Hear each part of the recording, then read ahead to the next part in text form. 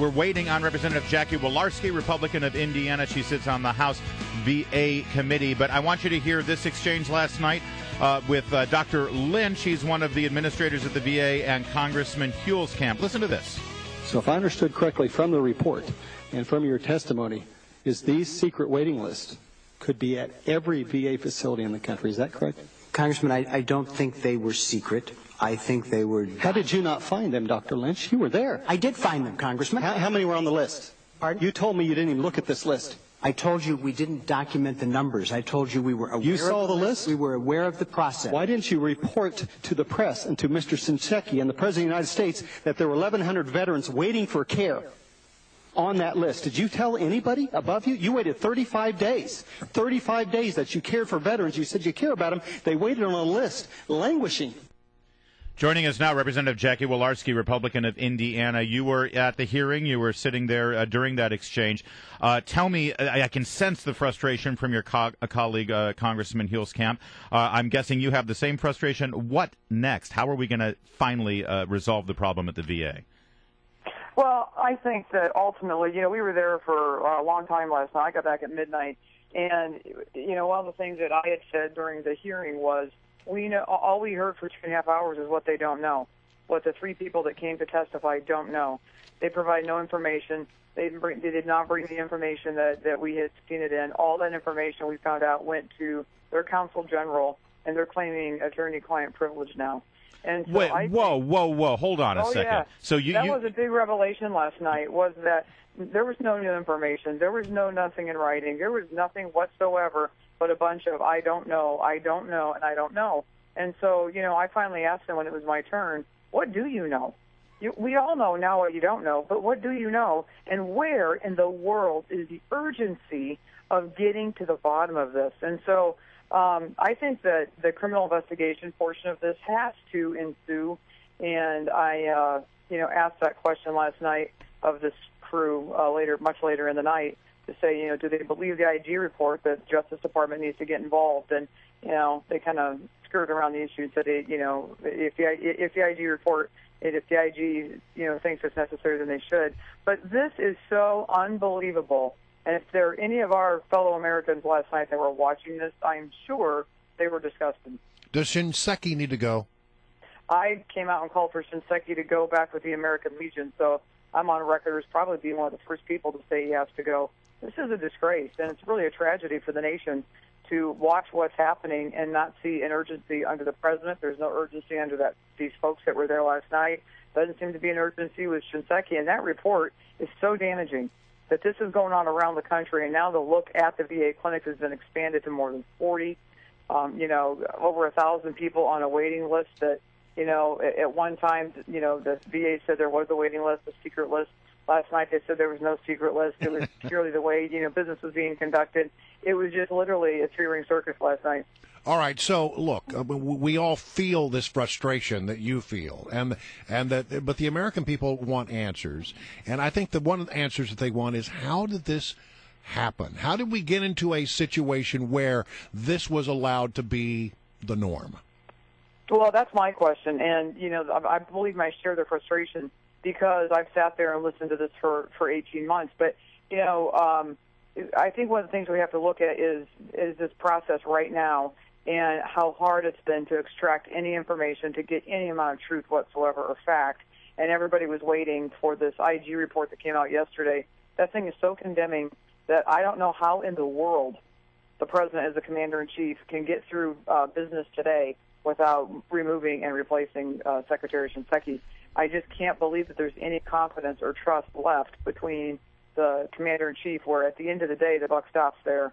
And I don't know how. I honestly really don't know how. There was so much information in that report last night that's going to continue these investigations around the country. My concern, though, my biggest concern, and after coming out of there last night in that meeting, is that that Shinseki will resign or the president will replace him, and then this story gets on a shelf, and people assume that, well, this is the answer. This is not the end of the story by any means, and I am just hoping the American people continue the pressure that they're putting on Congress and putting on all their elected officials and on the VA so we can get to the bottom of it. This is an opportunity to have it, to drill down and to root out this massive amount of corruption. And it has to happen. This thing cannot be sidetracked or shelved. And so that's why last night was so revealing on no information coming from anywhere from anybody. And to that end, let's talk about that, because you are so right. This town will say, oh, the Republicans got their scalp and Obama's been injured, and then they're going to focus on, oh, how much does this hurt Obama? It's not about hurting Obama. That would be just as great of a tragedy as what we're seeing right now, because this has to stop. And the oversight that we have on this committee has to continue, but we have to get answers. And so we're going to do a disservice if we don't. What's next, our guest is Representative Jackie Walorski of Indiana. What's next now in terms of getting health care to the vets? That's what I'm not hearing enough of. I know a couple of people floated ideas about some vouchers so they can go to the private health care facilities. Is that happening? Or do we know? I've heard concern that these vets are going to have to dig into their pockets and pay for it, and the VA will reimburse them. That's going to mess up their credit rating. How are we going to get the vets the health they deserve? They continually bounced back last night to the issue that the VA has a long-standing policy. If service isn't available at their clinic, if they're on a waiting list for a certain amount of time, they can access the local community hospitals, and the VA already has a program to be able to take care of that and pay for that.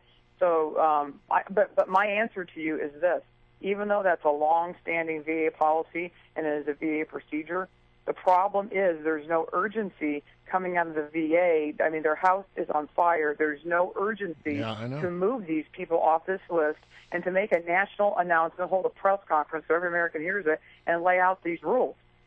So many people don't know. People obviously aren't glued to their TVs. They're not glued to their newspapers to find out what to do next.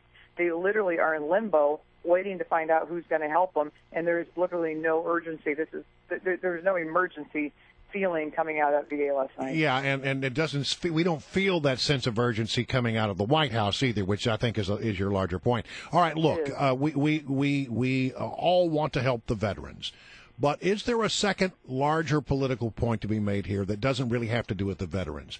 But the fact is that this is what government-run health care has become, and we are now going down the path in this nation to more and more government health care. I mean, that's what we hear. Nancy Pelosi just yesterday said once again that what she really wants in this country is a single-payer system. And my response would be, if you think you want a single-payer system, look what happened over at the VA, where the government already runs the health care system. Well, I agree, but let me just take it one step farther. I think the greater issue, and I think what we see with big government, and this is playing out, this is what happens when big government runs large programs and it involves life and death issues, is that there is no there's no parameter built in anything for accountability and transparency, not only to the Congress and elected officials, but to the American people.